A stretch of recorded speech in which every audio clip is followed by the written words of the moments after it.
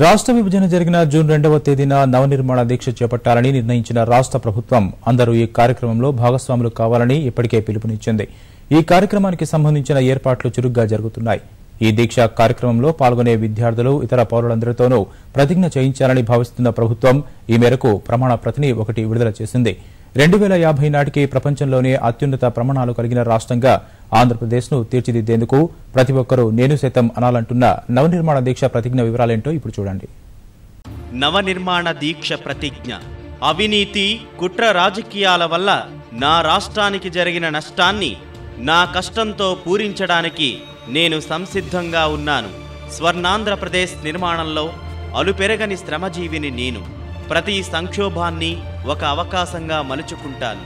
దేశభక్తితో, సామాజిక బాధ్యతతో, క్రమశిక్షణతో నా రాష్ట్ర ప్రగతి కోసం, శ్రేయస్సు కోసం అందరితో భుజం భుజం కలిపి పనిచేస్తాను. 2022 నాటికి నా రాష్ట్రాన్ని మన దేశంలో 3 అగ్రగామి రాష్ట్రాలలో ఒకటిగా, 2029 నాటికి దేశంలో అత్యుత్తమ రాష్ట్రంగా, 2050 నాటికి ప్రపంచంలో అత్యున్నత ప్రమాణాలు కలిగిన రాష్ట్రంగా తీర్చిదిద్దడమే నా పవిత్ర లక్ష్యంగా నిర్దేశించుకున్నాను. ఈ లక్ష్య సాధనకు సమర్పణ భావంతో, నిష్ఠతో, త్రికరణ శుద్ధిగా కృషి చేస్తాను. ఆంధ్రప్రదేశ్ నవనిర్మాణ దీక్షను ఈ క్షణంలో నేను చేపడుతున్నాను. జై జన్మభూమి, జై హింద్.